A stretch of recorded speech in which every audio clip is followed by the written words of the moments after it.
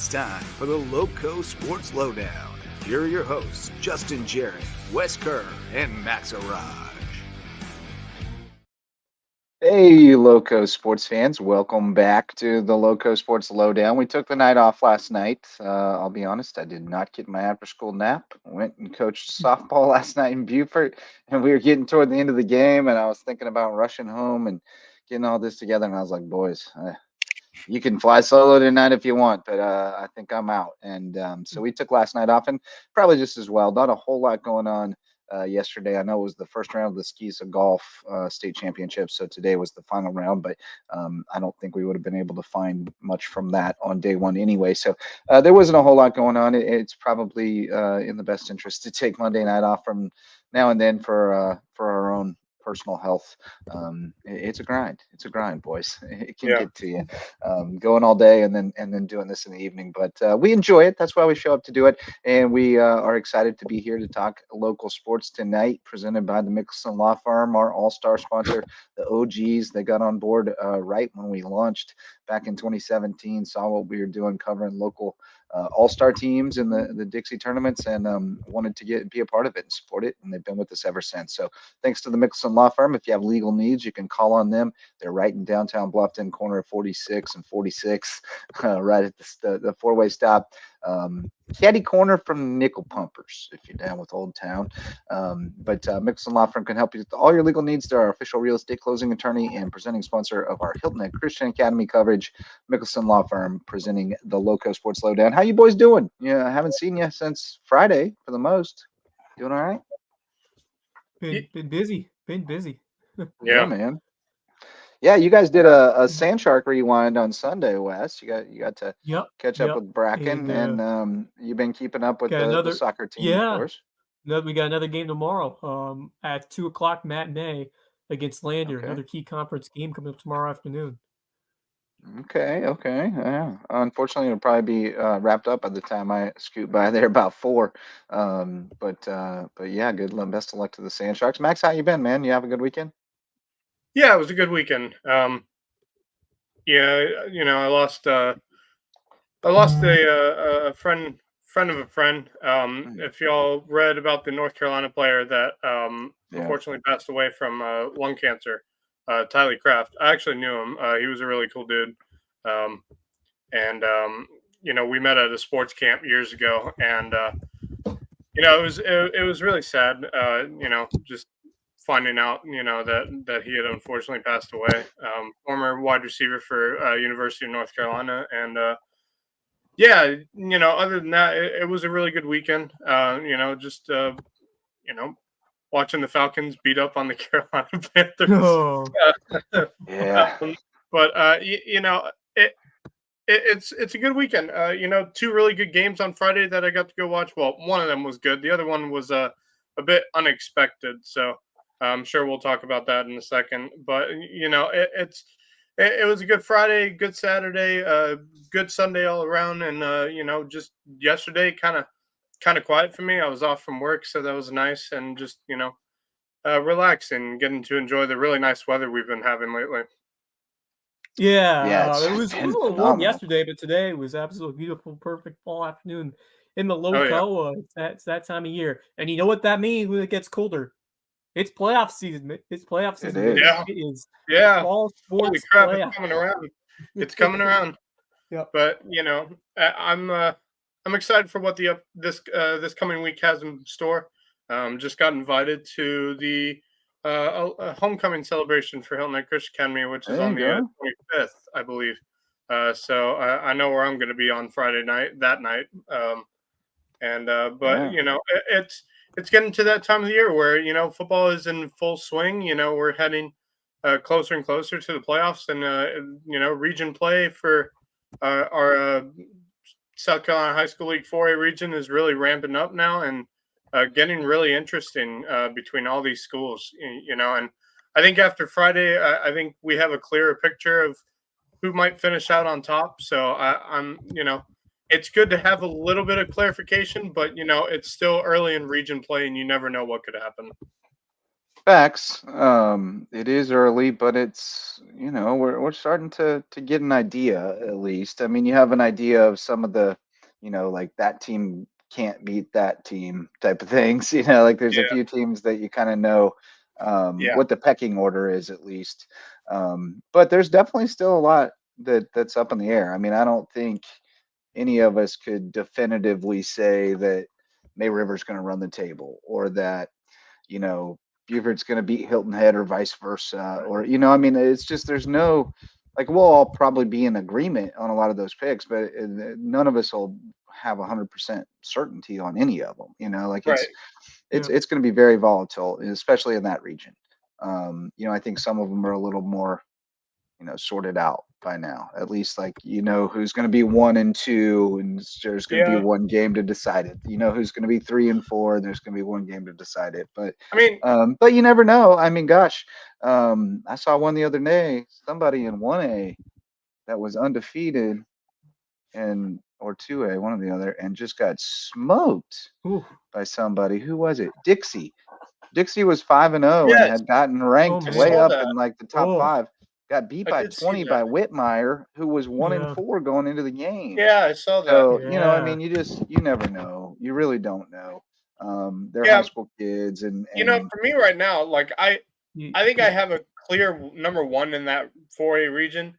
It's number two and beyond that I'm still, yeah. not entirely sure about. Well, and It's even like difficult.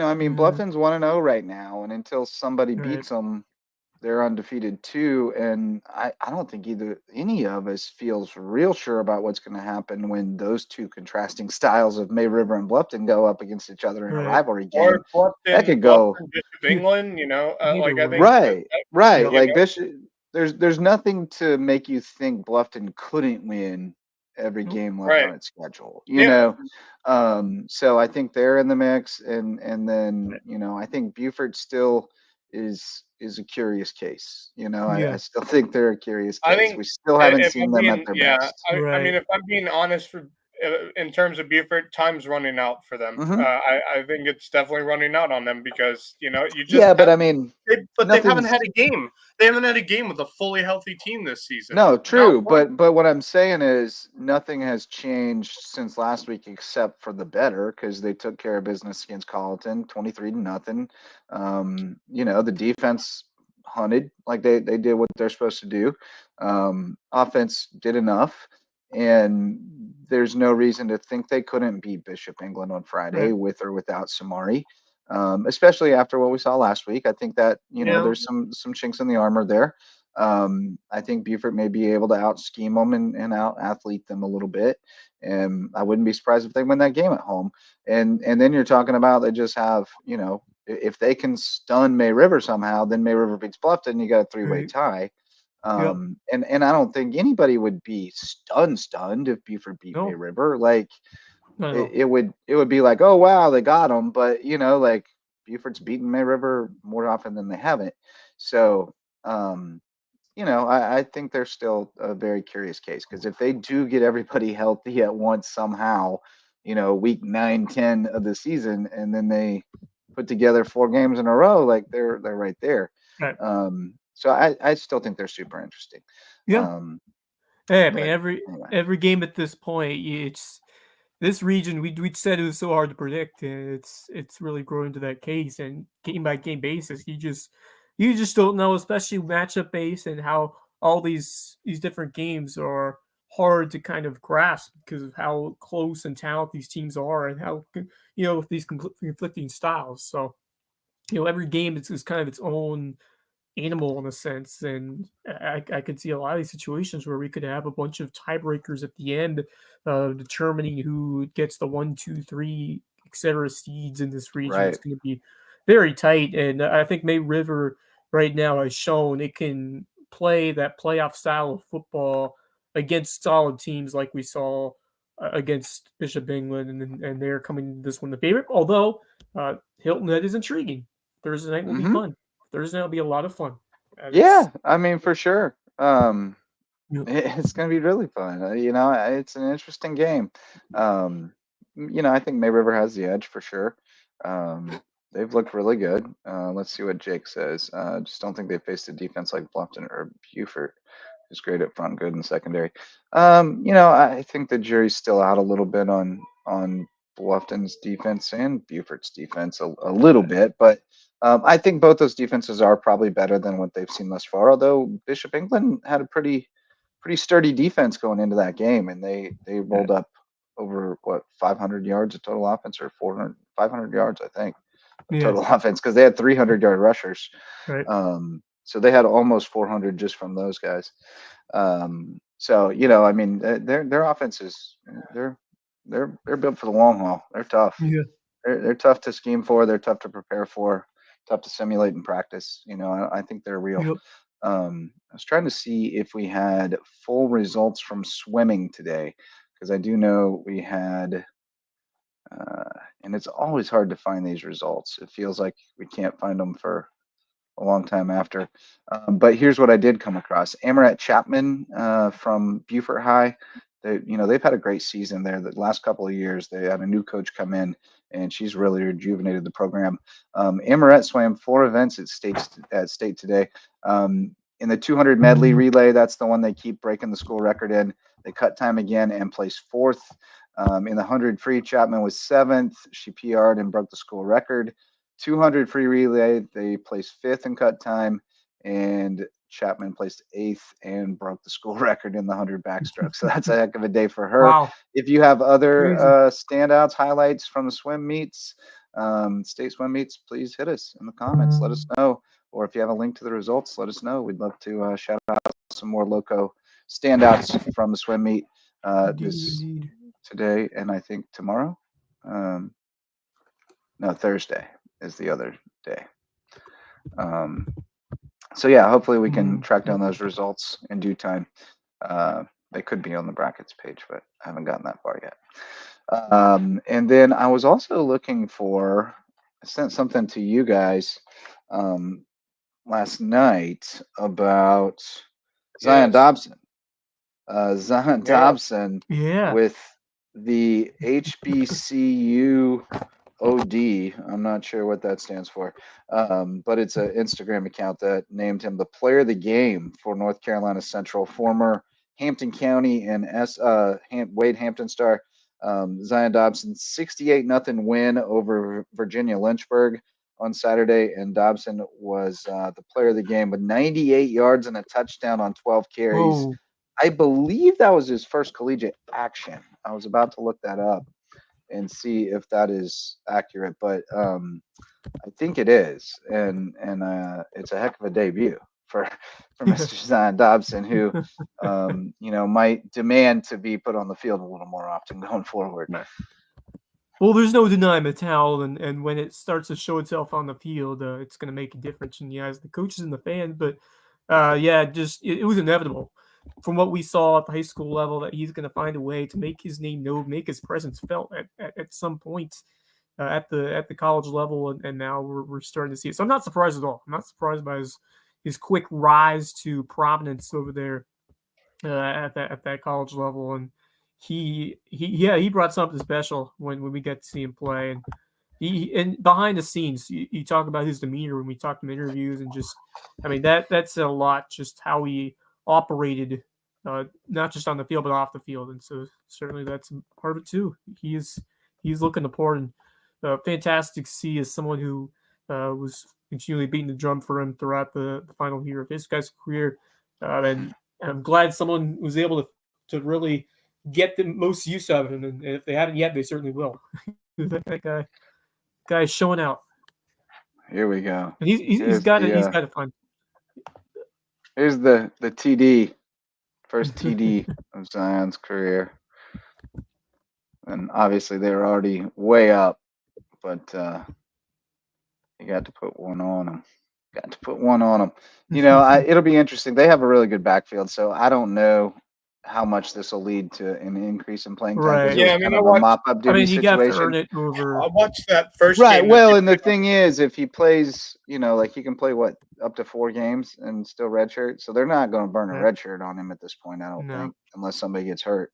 But he may get some more mop up and then redshirt, but you have to like what you see as far as, I mean, the reality is you get an opportunity, you want to show something so that they don't go looking for your replacement in the portal.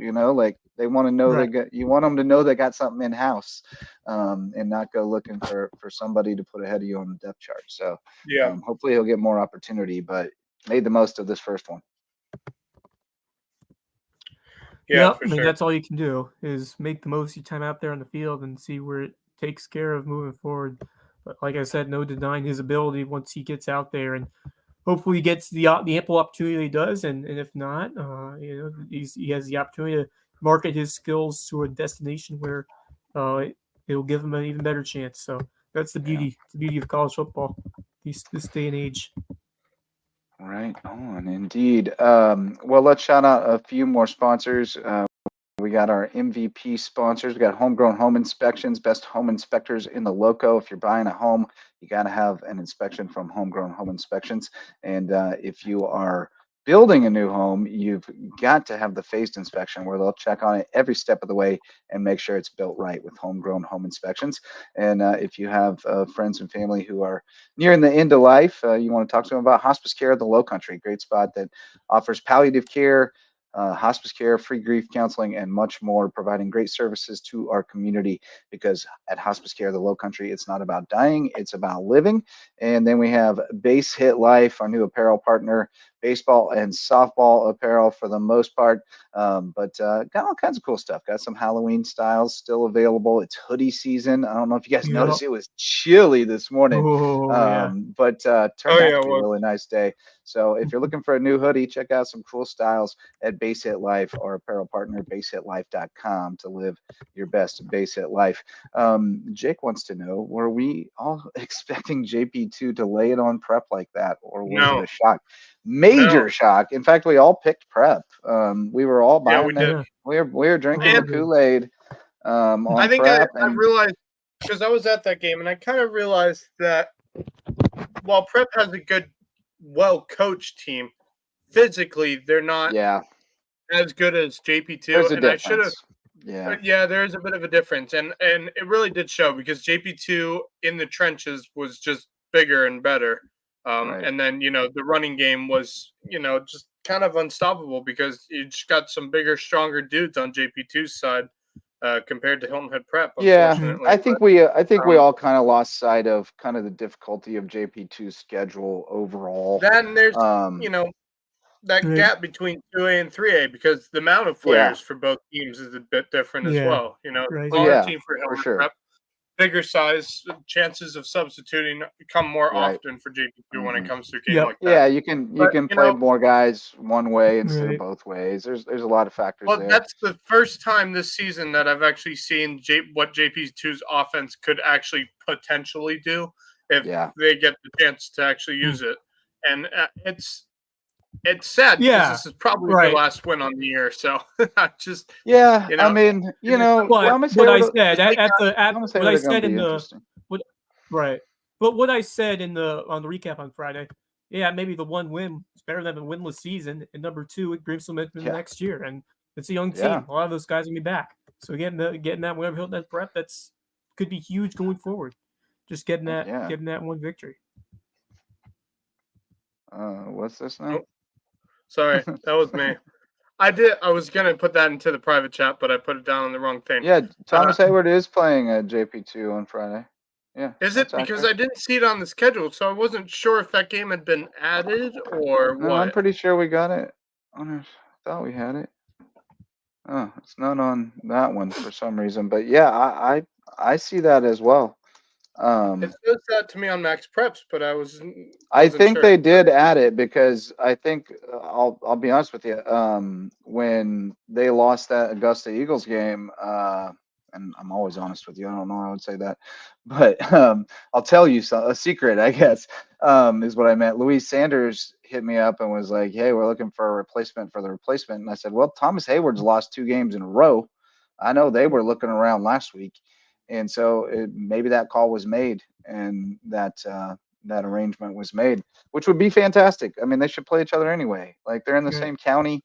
It's a natural rivalry. They should play each other every year. I don't know why they wouldn't, but I'm glad they got together on it, because it looks like they're playing on Friday, and that's a good matchup. This should happen, and that's why we had that week built into the schedule, right? Is if you lost one, you can pick one up, and there would be an opponent because nobody was scheduled that week. That's the whole idea. So in that way, it worked. If we had a season without any weather disruptions, you would have been like, why'd they have a bye week in October 20 or October 18th? That's weird. But when you have weather disruptions, it kind of fills that schedule in, and it makes a lot of sense. Gave them some flexibility, so they didn't have to do it on the back end. So good on them. Good job, Skiza. You got one right. Yeah, man. I did something. So yeah, that should be fun. But I did want to go back. We watched these highlights, but I want to watch them again because I think I detected something here. If I'm not mistaken, I think I noticed something in your highlights. Here we go. This play right here. I'm going to be ready to pause it here. Here we go. Oh. You see it? Yes. We got our first 1Ls, baby. That's our first 1Ls. There it is. One Loco. One Lowco, baby. All right. So I got to figure out who this is. He saw me. He went right for you. He went right for you. He came right for me. Yeah, that's funny. Right I kind of forgot about that. I spotted that when I was editing the other day, and I was like, hold on, I got to go back. That's Gavin Byrne. Yes, Senior Gavin Byrne. The 1L. Appreciate you, dog. Good work. Yeah. Speaking of JP2, JP2 taking home the region volleyball title tonight. They went to Trinity Collegiate last game of the regular season. They won in straight sets. 9 different hitters with kills. Lily Termini, Emma McCarney, and Lauren Majorkowitz with 6 each. Cameron Michaels, Savannah Trott, and Blakely Gacy with 5 each. JoJo Hill, 22 assists. Miranda Moulton added 9. Elena Hill, powerful from the service line with 4 aces. Louise Sanders can turn the phrase a little bit. Lily Termini, 5 blocks. 13 different Warriors getting into the action on defense, and they finished 7-1 in region. I know they split with Hilton Head Christian, but I guess on tiebreaker or Christian must have lost to somebody, not sure. But JP2 at least claiming first ever region championship. Thursday is the start of the state tournament up in Myrtle Beach. I will have eyes and ears there, so hopefully we'll be able to keep tabs on what's happening. Hold on, let me see if I can find this. You mentioned swim. I kind of zoned out when you mentioned swim and stuff like that. I couldn't find much. You got more? All I had was Beaufort girls. I have Christian Academy girls in their state. Oh, the season meet. How'd they do? They finished second overall in the state. They finished nice. Let's see. They finished first in something. The 200 meter freestyle relay. They finished first in the state. As a team whole, they finished runner-ups. So that's pretty impressive. Another state runner-up trophy added to Hilton Christian Academy's swim program, who's over the years have racked up quite a few trophies. Yeah, they have. I mean, obviously, Ussery was, hats off to Coach Hilton and that girls swim team. Boys swim team, I think finished 9th overall. Now, what's different is this season they were competing at the 4A level rather than the 3A level. Yeah. So, new opponents, new, competition. So, really good start for the girls and the boys. Boys finished 9th overall. That's nothing to be mad at. That's it looks like there were 27 schools, which is a good number. Yeah, and Levi Eatson for Hilton Head Christian boys finished second in the 100-meter butterfly. Let's see who else for individuals. Addie Rogers for the girls finished 3rd in the 200-meter freestyle. Tabby Muser finished 6th and 4th in the 200 individual medley and the 100-meter butterfly. Let's see who else. I saw someone else. Eidson also finished 3rd in the 200-meter individual medley. So good thing all around for the AJCA swim team. Yeah. So hats off to them, bringing home another trophy from the state meet.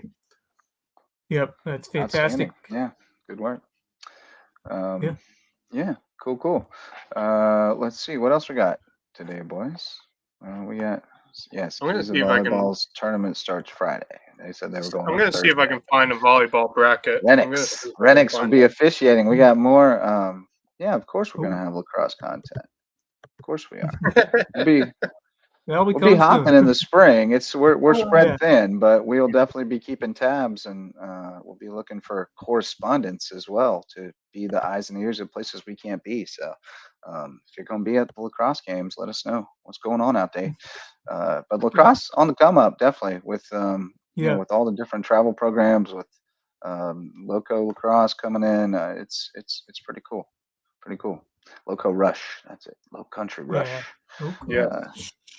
Here in McCardle. Pretty cool. All right. Where are we at? I had something else. Oh, the skis of golf. That's what I was gonna talk about. Golf. The skis of golf. Hilton Head Prep came in third, which qualifies as a disappointing year for them. Trinity Collegiate won the title with a 713, then Porter Goud 733, Prep 756. Hilton Head Christian 9th, JP2 11th. Looking at the individuals, our top finisher was Lexi Palazzo from Hilton Head Prep in third place. And then we had Abigail Kell from Prep in fifth, and Sophie Hannigan from JP2 in 12th.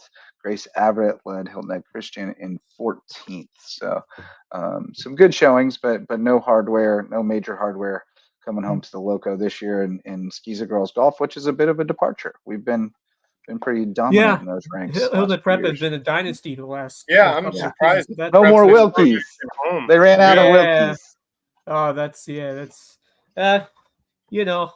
that's tough, especially when you have high expectations win every year. But it's cool to see other schools share the wealth of it. It's never a bad thing to share the wealth. But hey, right. great season for those Hilton Head Prep Dolphins once again, and for skis of golf overall. I mean, this is the ringing in of the championship season. Once you get that's always the first state titles awarded are the skis of girls and boys or the girls fall. Yep, and just to think, not long from now, boys golf will be ramping up, getting ready to go. Which will be you're right. Which is going to be really fun. Wrong about that. Yeah, no, it should be. Time be flying. Yeah, it's almost we got hoops in like a couple weeks at USCB. Jeez, that's right. Yeah, my goodness. Yeah, it's coming fast, boys. And there's going to be a killer crossover season this year too. Yeah, because with football running later. Yeah, it's going to go deeper. So it's crossover season is going to be a little rough, but we'll get through it. We'll catch up on basketball when the football's done. There's no guarantee we have football teams still playing that right, but hopefully we do, but we'll see. I mean, we got 2 ranked in the top 5 right now, with Hampton and May River. So those are teams you'd expect to be playing deep. We'll also have volleyball playoffs starting up here in a couple of weeks, and I was looking at the 1A rankings on Max Preps today, or 2A rather, to see, because Bridges is having another really good year. Max Preps has them ranked 3rd behind Philip Simmons in 2nd and North Central in 1st, and they would have to go through both of them to get to the state finals. So if they do get to the state finals, they'd probably be the favorite. I mean, at least it looks like the lower state bracket is going to be tougher than the upper state. Because North Central is in Region 4, and it gets split half to the lower and half to the upper, and the top seed goes to the lower. So that puts them where they would face, if they and Bridges both win their region, which they should, they would face off in the semis at North Central, and then the winner would get Philip Simmons in the final, most likely. Philip Simmons is very good, so that's going to be fun to see how that bracket plays out. See if Bridges can make another run. And then obviously the 4A bracket has been, or the 4A region has been terrific. And we had a boys showdown tonight, and Bluffton came away with the win over May River 3-2. I think May River had been ranked 1st in the RPI, and the Bobcats knock them off in 5 sets.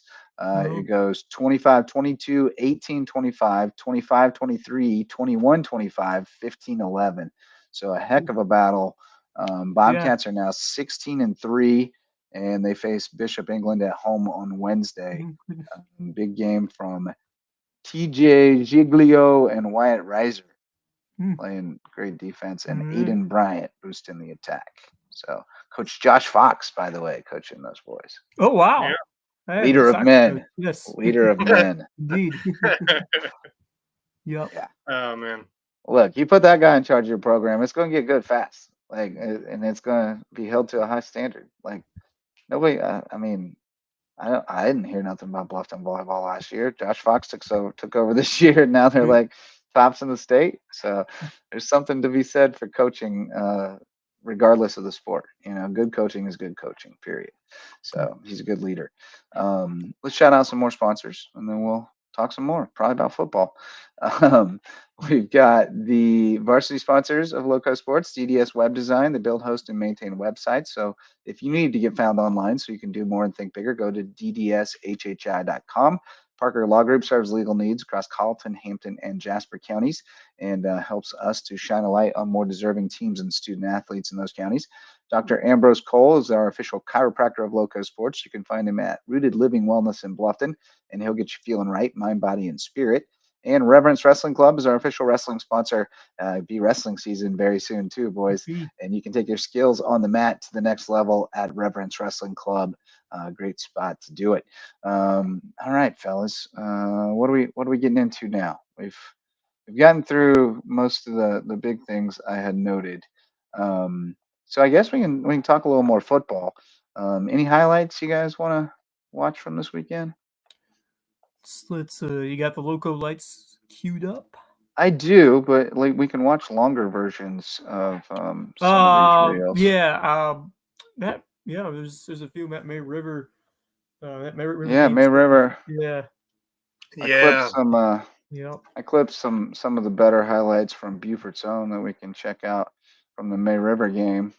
Here we go. Long run by Andrew Johnson, breaking out, getting them out of the shadow of their own goal post. He had a nice game, over 100, 2 touchdowns for him. Here you go. You get to see the offense run up to the line of scrimmage. You get set quick. Oh, wait. I'm queuing up another play. Never mind. Here we go. See Tanner Macy celebrating. He saw the hole open up, knew they were going to the end zone before it even happened. And now I'm skipping to some more highlights and some more. This is a little inside baseball. This is how I cut some highlights. Oh, yeah, there's a fumble recovery for the Sharks. They had 4 takeaways in this game. Ooh. Yep, that'll do it. 2 picks by Gage Duncan. He had a tremendous game. He also, the defense really caught my eye. They really did catch my eye. Impressive. To that end, Jake Parker wants to know what defense and what guys have impressed you the most that you may or may not have expected. I think May River's defense is obviously better than anticipated. And a lot of guys are responsible for that, because it was just they didn't have a whole lot of guys you knew much about coming back on that side, and they've all been really solid. So I don't think it's any one guy. That is a whole team. Oh my goodness, whole team effort. I didn't see that one earlier. My God. Hilton Head's defense has been saltier than expected, especially after Wendell got hurt. Zarnecki's contributions on defense were something I didn't really see coming. I hadn't seen him play that much on that side. I knew he's a good running back, but he's been really good over there. Yep. Is it just me, or does Bishop England look really small in terms of? They're not real big. And I'm almost shocked that they beat Hilton Head. To be honest, I'm a little. Yeah, 5 picks, I'm man. a little shocked by that. 5 because I hadn't seen Bishop England until now, at least in terms of highlights. So this is interesting. I'll tell you. All right, I'm looking at some stats. Isaiah Bastian is a name that I didn't know coming into the season. He's been really good for Bluffton. The May River guys, you kind of expected Hudson Flanagan's contributed more than I expected, probably. But Sprinkle, you expected to be good. Polite, Hamilton. We knew Jacoby Saunders was going to be good. Chris Doyle, Josh Bond, those are usual suspects. Malik Terry from Hampton County. I didn't know his name coming into the season, but he's been one of the best guys on their defense. Bostwick has been really good for May River. Goodbye. Nodelman, but we knew that he was going to be good as well. I think it's a lot of the guys we expected for the most part. On the high school league side, Skiza side, mostly the same, I think. Scary I didn't know Will Helmstetter coming into the season, and he's been the best guy on Hilton Head Christian's defense. Nathan Chavaria Byrne is another one that I saw. He got a JUCO offer the other day. He's a big kid. He's impressive. Yeah, he is. The one thing I'm good. The one thing I think the rest of the teams in this region are getting a little worried about is the fact that May River hasn't slowed down. They haven't had any hiccups, and they just keep getting better and better as each week goes by. That's the scariest part if you're Bluffton or Hilton per se, is that they keep getting better. I have not seen them have any real issues, but granted, they haven't played many difficult teams per se. Yeah, but I mean, gosh, they just waxed Bishop England. I think we can retire that. Yeah. I mean, still, but they're going to play. I don't know play better opponents. Yeah, Bishop again. I said it Friday night, and I'll say it again. Bishop England may not win, but one more game in the region, maybe. I mean, we don't know. But I would say we'd probably favor Bluffton over them, and yeah, I would think so. We'd favor them over Colleton, but would you favor Buford? But I think Bishop England compared to Bluffton and May River size-wise is a bit of a struggle for them. But I do too, and I think Buford is a major mismatch for them size-wise. Yeah, Buford's big. That's a huge mismatch, which is why I'm intrigued to see how that game goes for Buford. Hopefully they'll have Samari back. Buford, Caleb Steffen back at QB. He's serviceable, man. I mean, there's a lot of teams that would be happy to have him as their quarterback. He's pretty good. He's an athlete. He makes things happen. Here's a touchdown pass. And it's you can't see it because the score bug. But Kwalik Isner can go get it. That dude's impressive. Athletically, physically. Elias Johnson is, but he keeps it that time. Nice pull by Steffen. The one thing I think that's going right now for Buford is that they got an offensive line that's big and very physical too. If you can tell. I mean, that's the one thing I think they have going for them on the offensive side of the ball.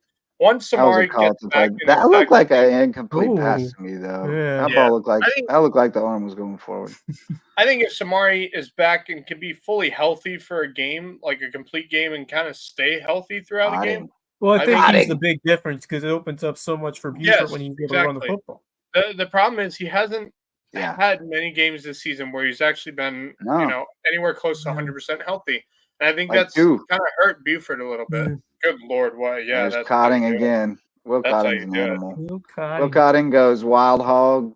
He gets the little middle screen, takes it to the house, and then gets the safety. Will Cotting outscores Colleton 8-0 by himself. He's an animal. Yeah, so don't sleep on Buford. What else I got here? I got some Hampton County on Thursday. Hampton County huddle highlights. Hampton County, yes. Speed option, Agent Zero. Zoop. I got there, and he was like, "I already got 2." And I was like, "I know, man." Here, get another one. I was like, "Can you get another one?" He's like, "Yeah, I'll get another one," but he didn't. They spread the wealth. Jordan Bovain got him one. Nice little jet sweep. So many weapons. Yeah. I'm still stunned by how bad Hilton Head beat them. I think if they played 10 times, I'm really shocked. I'm not sure how many they win, but it's none of them go like that. There goes that man. That was the one I just missed. I was walking up and heard him say, "Touchdown, Jalen Singletary." I was like, dang it. Well, I think that might be the place to be on Friday night over in Varnville. Oh, it's going to be a good one. That's the region title clash. If that's what my first Hampton County football game should be, then it should be that one. Honestly, I wish I could make it. I'll be on my way out of town, but I will be on site for the May River Hilton game. But man, this Hampton County one should be a ton. You're gonna love it. The atmosphere is unmatched over. Well, and the sideline is so tight. Yeah, I mean the Yep. fans are right on top of the field.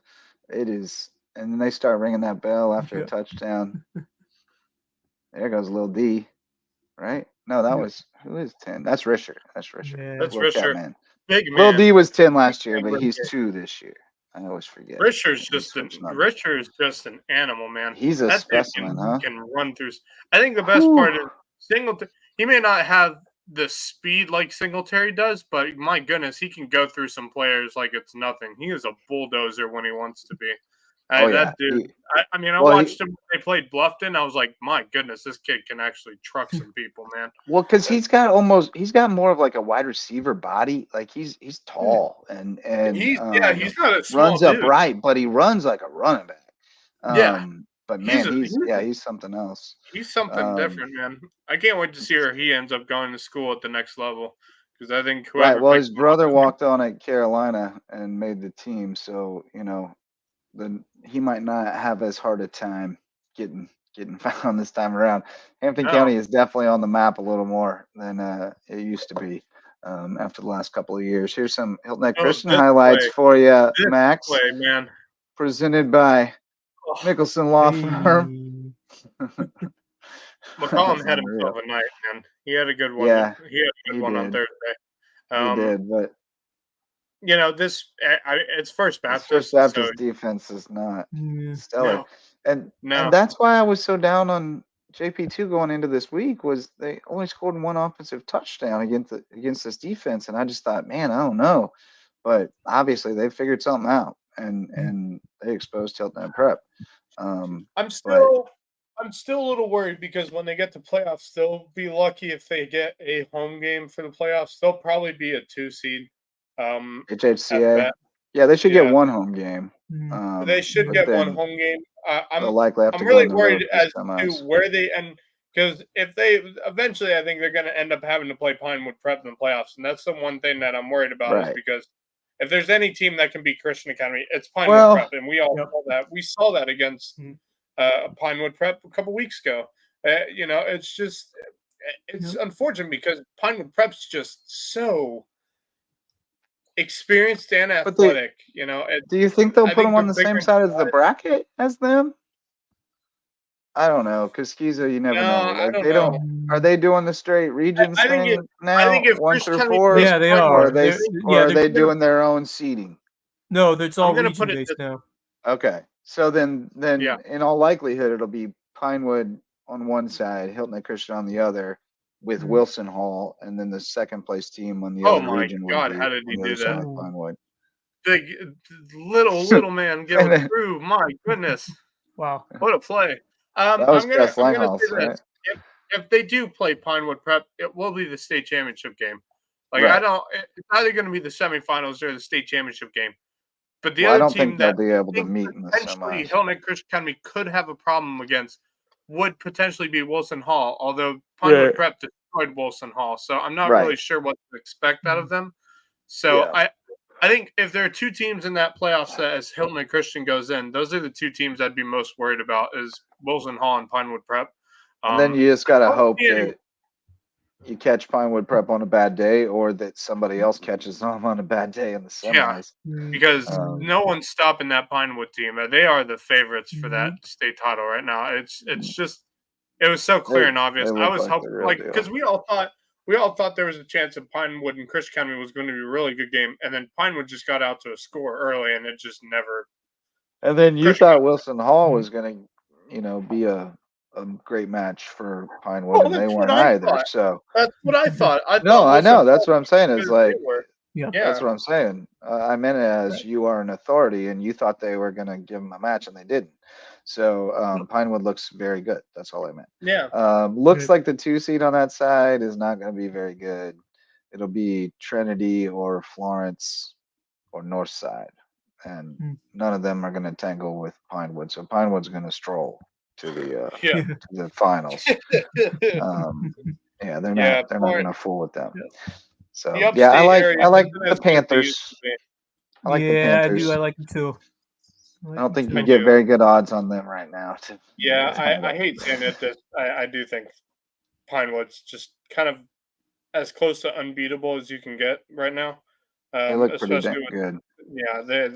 they were really good. I really enjoyed But who watching them knows? play. Quality team. Really well Ron coached. Pedozzi and Matt Smith have been staying up all night ever since that game trying to figure out how to beat them. Oh, I'm sure they have been. Losing Because sleep. Well, work to be done for them. it's not often that you see Helena Christian County lose to a in division No, been a region minute. team like that. Yeah. So it's I'm sure it was very frustrating for them. But I know that they know how to figure out and how to make adjustments. They've done it before, but I just Here's a think that trivia they're going to have question. it's going to be too many adjustments for them to make to beat Pinewood Prep. So I don't expect much. Although you never know. I mean, they lost to Wilson Hall early in the season last year, and they Right. played Wilson And then Hall beat again in them. the state championship Yep. and beat them. So you never know. Yep. You never know. You never do.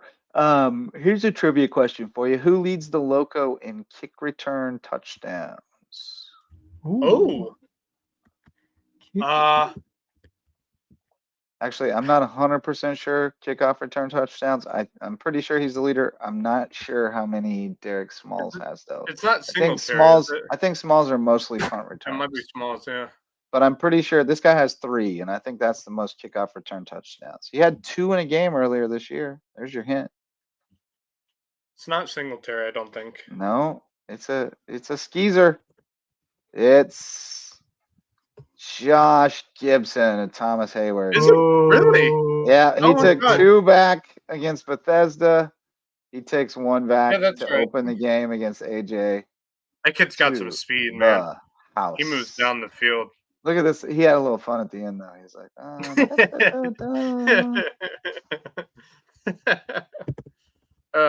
yeah, And Thomas then- Hayward rolling again. and there was a touchdown run way over yonder. I'm actually intrigued to barely see how see it. Thomas Hayward will do against JP2. I know I JP2 am is too. the greatest team, but I think they may match up pretty well against each other. I'm glad that JP2's coming in on a high note with some momentum because I think it gives them a chance. And Yeah. I think, I don't problem they're know gonna- if they were although, coming I in will 0-7. I don't know how much of a chance they would have had, but I I think they will got a say shot. this: with that JP2 defense, Yeah, it could They're give salty. Tony O'Banner a couple issues, in terms of running the football. But I don't know what to Well, think about this game. I would note, and you may not have noticed there, but maybe I pull up that video again and we watch it again. Tony O'Banner wasn't the quarterback this week. Yeah, who Oh. was it? It was what's his Kieran name? Bogus. Kieran Yeah, that's Bogus, right. who's bounced around a little bit. He was at AJ, and then he was at Cross, but he throws a pretty good ball, as you can see. And Wait a if he second. can do it, he was 4 for 4. Had a couple touchdowns. So if he can trying to do think, it, then that gives them another look and some Yeah. flexibility That to Patrick Henry put Tony. That Patrick Henry game, the entire first half, it was Tony O'Banner. The entire second half, it was him at quarterback, and O'Banner was sitting at running back. Yeah. So they do 2 different, showings each half, They're which starting makes to it so show much more more of it. difficult to defend on because you're coming in with plans from what you learned in the first half, and then you come in the second half, and it's a different quarterback with O'Banner at running back. Oh and you're yeah, like, he only threw oh, one crap, me too. pass against Hayward or against Patrick Henry, and had 1 rush. He threw it a little bit more this week. So it looks like they're playing around with it, and I like think it. they did it against because I watched them play Called Prep, and they did the same thing to Called Prep, where the And you first didn't half they had mention this? O'Banner. I didn't think about it until you mentioned it, and I was like, Well, what in is- that game, it made sense though too because it was a blowout. Like that was more of a garbage time thing. yeah, But I think he against played. Patrick Henry, I think I realized that they were actually doing this Yeah, as a normal thing for them. Where in the first half you got O'Banner at quarterback, and then in Yeah. the second half you put him in as quarterback, have O'Banner at running back, and it just changes. well, and it may not be. offensive dynamic. Like the whole dynamics on offense changes when you put O'Banner at running back instead Right. of him being in And- charge of the football. Yeah. And you can go bogus out of the gate, and then Well, that if you that need makes a, it so much more difficult for the defense because the defense will have adjustments that they made from the first half, and they'll come in the second half and realize, Banner's not a quarterback anymore. Yeah. What do we do? Or you start Bogus, and then you get down to 2-minute drill time, and you go to Tony, and they got to scramble. I mean, Yeah. so Right. it makes them more, a little more It's multidimensional. more I think it versatile. gives them, well, and it makes you account for him in a different way, and just puts him out in space a little bit more. You can't just spy him, like. Yeah, right. So no, I think they're. The best part is when you watch. I still think they're the best team in 1A, really. I know they yeah. lost to Williamsburg, but I still think they're the betting favorite. Yeah, the only team in that region close to them would be Buford Academy. Other than that, I don't see. And BA is interesting. But on the other side, that game. That game's going to be so much fun to watch. I think that's going to be a back and forth battle between those two speaking teams. of defensive animals, Bo Pinkney is definitely an animal, but we already knew that. Yeah, no surprise. I knew that last year. He's a beast. Yeah, he's a different dude. He's a different dog, man. Who's also an animal on defense this year is Mitchell White, who I remember when he was like the littlest dude on the field, and he would like go make a tackle, and everybody go just absolutely nuts on the sideline. Like, yeah, Mitchell, yeah. And now he's like a dude. Now he's a senior and he's a dude. So that's kind of cool. I like it when the little guys grow up to be dudes. What else, boys? Anything else from this week? How about that Patrick Henry called in prep game? Oh yeah. Oh yeah. Your highlights. Duh. I forgot to play those. There they are. It was an intriguing game. I think. It's a heck of a win. Heck of a win for Colleton, honestly. Yep. It is that's a huge win for them, because I think they looked like they were at full health. By the way, those jerseys. No, Walker didn't play, did he? Did Walker not? Walker. If he played, he didn't play a lot. Cale Owens was the big man. Can I also say those jerseys? I don't know if they're going for a throwback look with those jerseys, but those jerseys look like they were things that they wore like 10 years ago. Yeah. I remember playing them when I was playing football, and those were the jerseys they wore. But I know that they have better looking jerseys than that, because I've seen them wear better looking jerseys than that. Well, so I'm wondering what the look was. Those must be the roadies. That was a good throw by But no, Cale Owens was 15 of 20 for 211 and 3 touchdowns, and had 22 carries for 121 and 4 tackles. Dude had a game. Yeah, Michael Tucker Mathis was having some issues that game. Well, he had a good game too. 19 for 128 and a touchdown. 6 for 11 for 128, but he did have 2 picks. Yeah, the rest of the team didn't have as good of a game. The problem with Patrick Henry in that game was they could not stop the passing game if it was like life or death situation. They couldn't. And the worst part was Colin Prep kept using screen plays, screen pass plays, on them, and it worked every time. And then when they would throw non-screen plays, and look for a deep pass or a medium pass, it'd be open. So that was a problem that Patrick Henry had in that game, and they could not defend the pass. The run game, they could defend the run game decently well against Colton Prep, but the passing game was a big issue. And the other thing was, Walker, I don't think played on Friday, so they didn't have to worry about Walker. But unfortunately, for some reason, they couldn't stop the passing game if they tried. And I said to Strickland, I was like, before halftime, I was like, you guys are going to need to make some adjustments on that defense, because they aren't stopping that screenplay at all. He's like, yeah, I know, man. He's like, I don't know what adjustments they're going to try to make. And they just couldn't find a way to be in that game. Although, it was a good back and forth battle. It just, in the end, I think Colin Prep played the overall better game on both sides of the ball. So, when you play better on both sides, you're going to win that game 9 times out of 10. Yeah, when I got there, Carlton was already kind of in control, but Patrick Henry kept scoring to stay in the game. They just couldn't get a stop. Carlton just went back down the field every time, and then got a field goal to put it away. Got a couple highlights from the Whale Branch game against Edisto, an incomplete pass, and then a good play. God, I feel like it's been forever since I've seen Whale Branch win a football game. They won it, but they had to hang on 20-18 Yeah, that's not a Tough good battle. sign, especially against Edisto. Bowers had a good game on the ground, 117 and a touchdown. Brown had 89 and 2 touchdowns, I believe. But that's it was not quite what you were looking for at home against Edisto. That's not a good sign for Will Branch.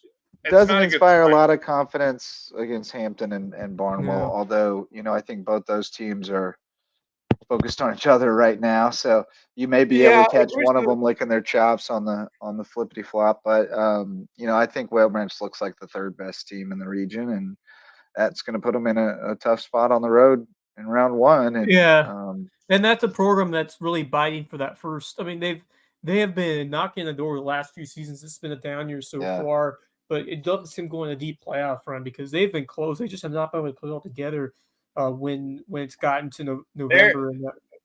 They'll be lucky if they get out of the first round. That's how I see it for them right now. Is I don't think they're going to make it out of the first round. They just don't have enough in terms of they don't have offensive production. They don't have a run game. They really don't have a passing game either. The offense isn't there. The defense isn't fully there either. I think at this stage, Jerry Hatcher's trying to figure out what do I do. What do you do with this team? Because while you beat Edisto, you beat them by 2. You should have beaten them by probably like 20. So and Edisto's an improving team, but still, that's they are an improving team, but they're not as good as Whale Branch should be. They're just not there fully, and I'm worried because if they do make the playoffs, which it kind of looks like they will, whoever they end up playing, they're gonna get smoked in the first round. They're already essentially in with that win. Yeah, I mean, whoever they end up playing, they're gonna be a 3 or a 4. They're gonna have to be most likely be on the road for that. Yeah, no. I mean, they should be like Marion. They should also be like Marion, so they should be the 3. But then for the 3, they'll. But then the 3, it depends on the road. Yeah. I mean, they may end up having to play like Woodland or something. Actually, the Region 5-3 gets a home game against the Region 7 number 3. They get a home game against the Region 7 right, number because 3. there are only 3 They have regions. the H. Right, they have the H. Right, but the thing is, they're only it's because there are only 3 regions. I guess it's not like the normal 4. Where so that's why they got the home game. There's hope yet for Whale Branch, apparently. Yeah. Yeah. Maybe I'd love to see them get a first round win. That would be nice, and it's always nice to play that first one at home. So we'll see what you can do. But I don't know. I just don't see them doing anything this season. I wasn't inspired from what I saw. Yeah, but never do know, do you? I'm trying to figure out who's in Region 7. There we go. Region 7. Okay, Manning, East Clarendon, Kingstree, Lake City. Those are all teams. They'll have a winnable first round game most likely if they get the 3. Well, we've said that about them this season, that they've had winnable games at home and they've been either destroyed or it becomes but I mean in within the realm of what we now know about them, it'll be winnable. Yeah. Like if they're playing a Kingstree or a Lake City, or a Mullins, that's a very winnable game. By the way, but then in the next round they'd be in trouble. Yes. Anyway, by the way, how about Battery Creek receiving votes in the poll this week in 3? Yeah, I don't know who did that. That doesn't make sense. How? I love you, Creek, but that doesn't make sense. How? I don't know. It's the second time this season somebody's voted for them. I don't know. Somebody's got it in their head that they're that good, but they're not. Right? I mean, they're good, but they're not that good. Well, they're better, but they're not top 10 good. Like they don't. The number 10 team on the ballot is Keenan, who blanked them like 26-0. So they don't need to be. They don't need to be in there. I don't know. Somebody's not paying attention. That's why Luke keeps having to say, "Do your research, people." Because every once in a while somebody slips in there. But they beat North Charleston. It's just. They beat North Charleston. They should get a top 10 ranking. I mean, I guess if you were just looking at North Charleston, maybe you had North Charleston in the top 10 because you were just looking at the record. and then they beat them. So you're like, well, they got to go in the top 10. But North Charleston never belonged Was anywhere full near gold, there. 4-1. Yeah. So yeah, in the second round is where they would run into trouble because they would get the Region 6 champ, which would be either Timberland or Philip Simmons, who are both better than Woodland, who beat the doors off of them. So, And it'll be. didn't Whale Branch play Philip Simmons this season? Yeah, they beat It the was doors at off Whale of them Branch too. and Yeah, they got them the and doors knocked off. them and Woodland both crushed them. Right. So, and that wouldn't be a home game. That'd be at Philip Simmons. They're gonna right. they're not making it past. Yeah, no. Doesn't seem like it. It's disappointing because I would love to see Whale Branch be able to succeed in the playoffs. It's just, I don't know. I feel like Jerry Hatcher is running out of tricks with this team. Yeah, a little bit. But defense will be tough, and that always makes you tough out. So they got Zoe. Yeah. Zoe play with heart. They got some seniors that'll play with heart and give it all down the stretch. So we'll see how it shakes out. But I think we're getting to the end of our road, boys. So let's shout out the Lowco Booster Club. We've got Court Lifestyle Pros, Daniel and Debbie Court, there with Charter One Realty. They want to bring you home to Hilton Head Island. Eagle Creations is out on Argent Boulevard, and they want to get you outfitted with new promotional items, custom apparel. They also do custom gift baskets if you want to let somebody know that you're thinking about them over at Eagle Creations. Jay's Barbershop in downtown Ridgeland will get you looking right. Go in for the great conversation. Come out looking stylish at Jay's Barbershop. Barefoot Floor Care of the Low Country. Get your floors so clean, your feet will thank you. Hudson's Seafood House on the Docks, presenting sponsor of Under the Bus, had another great episode tonight with the fellas. Although they were, we had a Guardians fan and a Yankees fan on with Perry, so they were both a little distracted. And Hurricane Sports Cafe, if you're out in Hampton and need something to eat or drink, stop in and say hi to our friends at Hurricane Sports Cafe. Parting thoughts, gentlemen? On topic of Under the Bus, I watched that, and they were talking about Ashton Genty, the running back for Boise State. Talking about the amazing run he's on right now. And, they mentioned like he could break Barry Sanders' record. I'm trying to remember who said but it's more games this season. It was Bob. Yeah, it was Bob.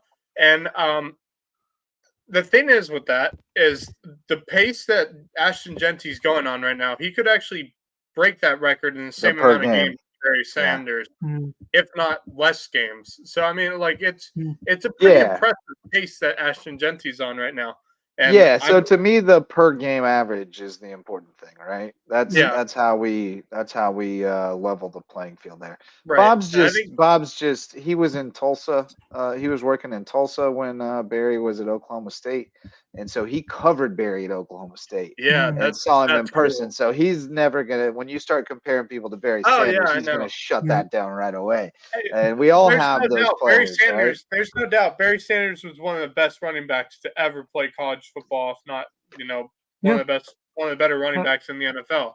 He was a legend in and of itself. Like, there's no one who's ever gonna say that he wasn't the best running back. But I will say the way Ashton Genty's going, I mean, that dude has been unstoppable. And we should mention he had some hell of a rushing game against Oregon towards the beginning of the season. Right. So I mean, and they almost beat Oregon. So that's, like Boise State's one of those teams right now that's like sitting on the edge of maybe being that one team that gets into the playoffs. Well, they're becoming appointment TV again. I mean, it used to be when they first kind of rose to prominence and the blue field was novel.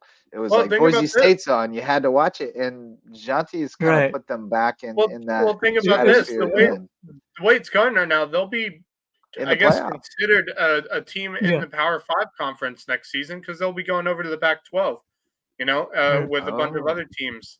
I don't know if y'all know that. Are we going to count the Pac-12 as Power 5 next year? I don't know because they're adding mainly Mountain West teams. So I don't know if it's like a revamped Mountain West with Oregon State and Washington State. It's like a backdoor and into the Power 5, it feels like. I don't know.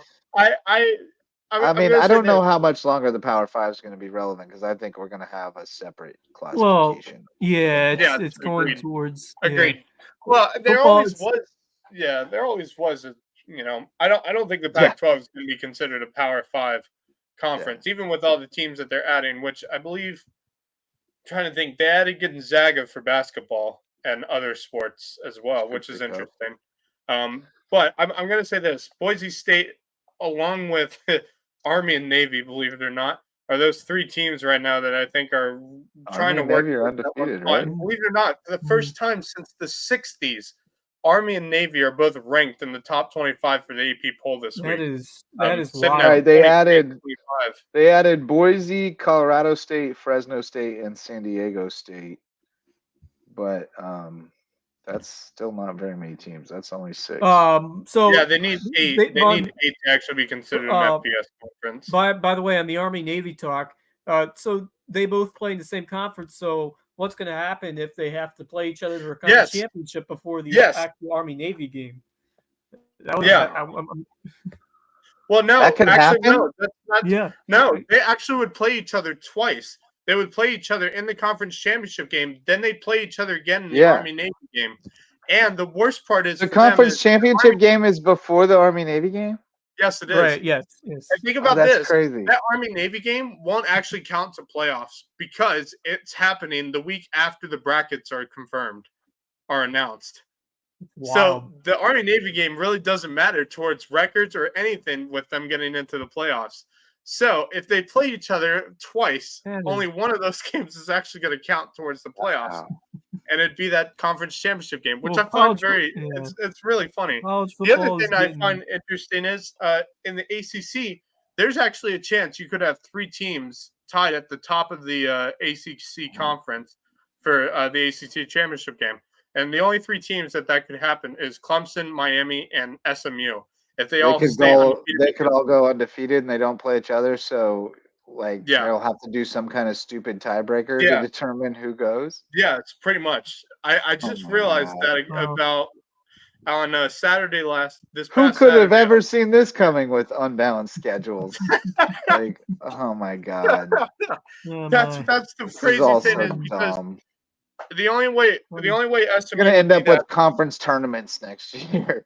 The only way this would happen is if SMU beats Pittsburgh, which I believe is who they are playing Pittsburgh this season. If they beat Pittsburgh, it's a lot of. It could be a 3-way tie. It's a lot of season left. They don't only have to beat Pittsburgh; they have to beat everybody. It's not easy to beat everybody. There's a possibility that there could be 3 teams at the end of the season. Yeah, but there's always a possibility that we could have 7 undefeated teams at the end of the regular season too. Well, but I'll just say this because it's really hard to beat everybody. I'm going to say this: it's hard to win them all. Clemson doesn't have a really strong regular season in terms of the rest of the season that they have. They don't have a strong one against. They have Louisville. Yeah, but they could easily choke one away. They could. Miami doesn't have a strong schedule. Right, but they could drop one. South Carolina, but they already should have lost twice. Yes, agreed. This is actually easy. If they all end up undefeated, Miami's out because they already lost twice. They've been very fortunate. Yeah, throw Miami out of there. They've been, I'm waiting for Miami to drop the ball and lose to Stanford or something, whoever they're playing. That's Then again, wouldn't it be so college football in 2024 if they somehow just ran the table, even though we're all but they lost twice and they ran the national championship. I could totally see that. I also could see Clemson really running the tables in the ACC. Can I be honest though? I really do think I'm not saying this because I'm a Clemson fan. I think if I'm looking through this as a sports analyst, that offense has been so good. They're rolling now. The Georgia game. They're really rolling right now. They're playing the best football of their career. Miami. Phil Maffa, he doesn't get enough credit for what he's done. I mean, just that dude's a monster. That dude's what is he? He's 6'1" or something like that. 6'2", 225, 230 pounds. The dude's just a beast for a running back, and he's quick on the ball too. He's something different. Kate Klubnik's had his best season to date. I mean, he's really looked good. Not after that Georgia game, I was just thinking, is it going to be the same season as the last 2-3 years? Where that defense is good, but the offense is just not there, and it hasn't been the case. Both the offense and the defense have been playing really well. And actually, some would actually say that the offense has played better than the defense this year. And so, it's a good sign for Clemson, because I think if you're Miami, you would really not want to play Clemson in the ACC championship game, because I mean, it could be a really good game, but I think if Cam Ward doesn't want to play anyone right now in the ACC, it's probably Clemson. I just, it's going to be fun. This is what college football is right now. It's just, you just don't know. Plus, Alabama was almost a loss away from getting out of the playoffs for the rest of the year, almost losing to South Carolina on Saturday. If they would have lost to South Carolina, their playoffs would have been done. They would not. But have you considered that Alabama pulled out a tough win over South Carolina, which pushed Alabama to the limit? Yeah. Yes. Yeah, it's crazy. I saw somebody, I think it was Reddit College Football, who said Alabama just knocked off South Carolina, who pushed Alabama to the limit. So expect them to jump back into the top 3 this week. Circular reasoning for the win. Circular. A 3-3 team pushed Alabama to the limit, man. That's Alabama seems to have lost a little bit of the magic. Well, yeah, they lost Nick Saban. I think that was the magic for them. Well, but they lost it in the second half of the Georgia game, right? They were did. Killing them, and then I think that was what kind of. Well, I think they got a little shook by that. They almost let them come back and win it. They almost let them pull up Patriots against the Falcons. The first half of the Georgia game, I was like, Alabama could beat Texas the way that first. Jeez, Justin. I just banged my knee or my shin on the desk. I thought I saw. That first half against Georgia, I was like, Alabama could beat Texas the way they're playing. And then the second half came along, and I was like, okay, now I'm not so sure. And then they played against Vanderbilt, and I was like, okay, now I know for sure they can't beat Texas. Texas, for me, is that team right now, that team that no one can, mess with. Although, this Saturday, it's Georgia and Texas in Austin, I believe. Or no, it might be in Georgia. I'm trying to remember. But Georgia plays Texas. That should be interesting. And Alabama plays Tennessee. If Alabama loses, they're done, by the way. I don't think they're going to lose. Tennessee's cooked right now. I don't know. It's at Tennessee. You just don't know, do you? Yeah. I think Tennessee's offense is kind of cooked right now, but I don't know. I watched. But then again, Alabama's offense hasn't played much better, have they? If we're being completely honest, they haven't played much better. These are two ranked teams that are probably, one loss away. Each one is one loss away from, potentially being in serious trouble in terms of playoff chances, or, completely out of it. So it's an interesting week for the SEC, because you got 4 teams who are all in contention for that SEC championship game that, depending on who wins and who loses, could determine the SEC. So, have you guys seen Wes? Did you have a parting thought? I did. I was going to talk. Yeah, I kind of mentioned what I was going to do with the Army Navy rankings, but I had another one that I heard today that Atlanta will be hosting the 2028 Super Bowl. Super Bowl. Yeah, they haven't yet determined who the Chiefs' opponent will be, though. Yeah,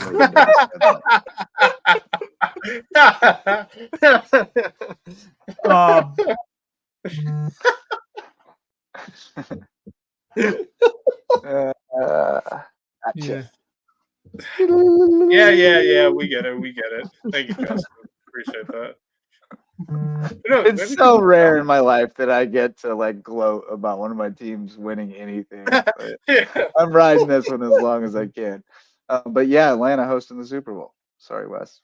Yeah, no, that's cool. But there was other big time news. I'm sure that Max has some thoughts about not just Devontae Adams on the move, but also Amari Cooper on the move, both to AFC East squad. So yeah. You're are you? It makes sense, but are you kind of shocked that Cooper was traded? Did you expect that?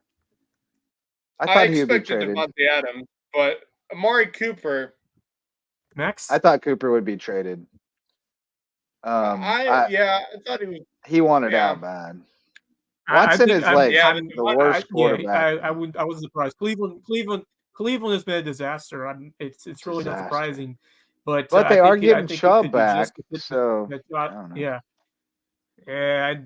There's still a lot to fix in Cleveland, but I honestly at this point I'd put Jameis Winston in that quarterback for Cleveland. See what he can do. 100%. I don't know why they haven't done that already. Watson's a lost cause. I think they have talented enough team to actually be competitive, but they just aren't. Defense as long is pretty as salty. That quarterback. Yeah. Well, and honestly, like I think they've lost a lot of their fans. Like they had one of the best fan bases in sports, and I know a lot, like just personal friends. I know a lot of friends who have just turned their back on them. Like they stuck through them through everything, stuck with them through everything, but not through this Deshaun Watson thing. They just couldn't. They couldn't root for him anymore, and it's just getting worse. So I thought they would trade Cooper. I actually thought he might be a target for the Chiefs. Now I'm just wondering who the Chiefs are going to go get because Deontay Johnson might be available. I like him. He was going to end up going to the Chiefs. That's what I thought originally. Well, the other thing, I think the Chiefs bring in MVS because the Bills just cut Marquez Valdez-Scantling to make room for Cooper, and he's already familiar with the Chiefs' offense, and I think they bring him in. That makes sense to me.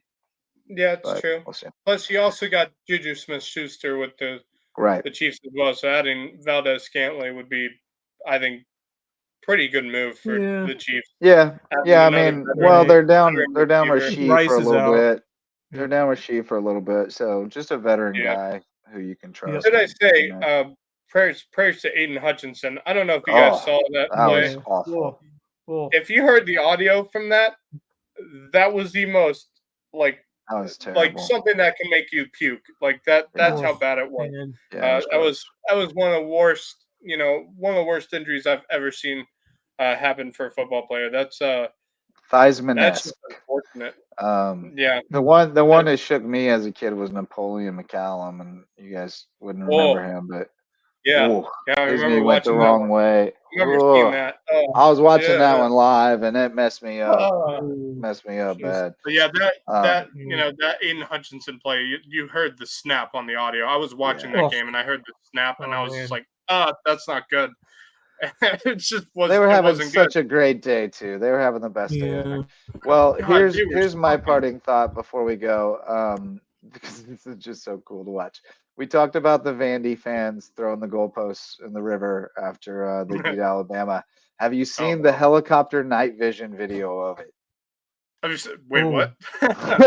Really? It is unbelievable. Look at this. Look at that. It is so creepy, dude. It looks like some kind of alien invasion video or something. It's like the apocalypse. Right? Yeah. It's the most incredible thing. I watched it for so long the other day, just like, whoa, this is so weird looking. And they're drunk, obviously. So the way they move is all like, zombie-esque. They look like zombies jumping down those zombie steps, apocalypse right here. Look at them stumbling over each other. Hilarious.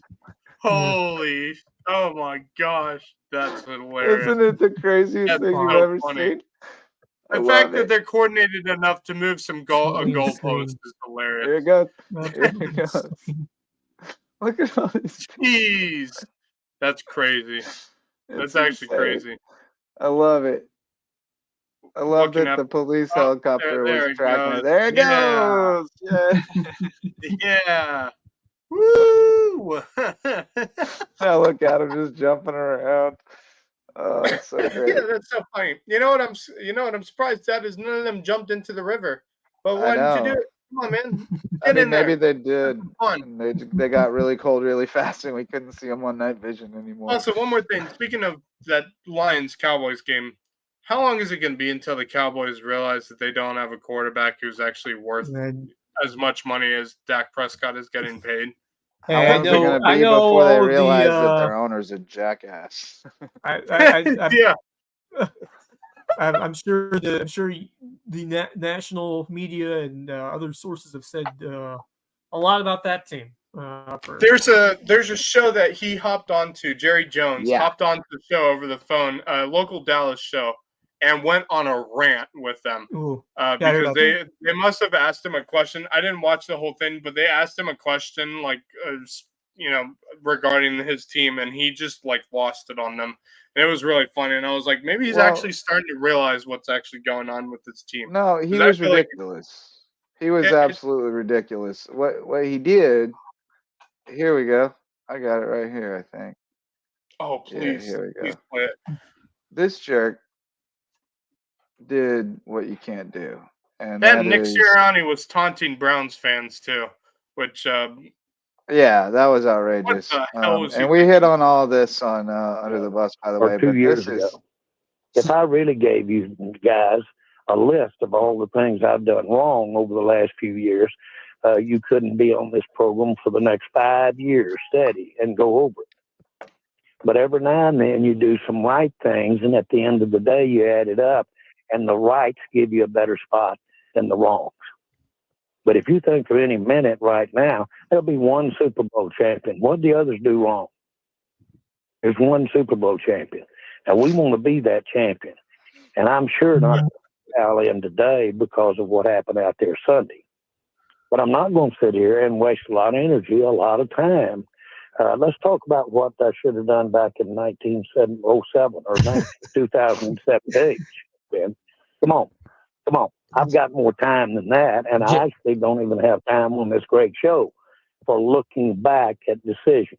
Here we go. I think we're getting okay. So, Jerry, 1970, a little different from this past off season in building the team we're talking about today, which there was a lot of criticism that you guys didn't add, didn't spend, and don't add and don't spend, and are not aggressive enough with some of the problems that are still haunting the Cowboys today that we see play out on the field. That's the point of talking about the offseason. Oh, I remember those criticisms very well.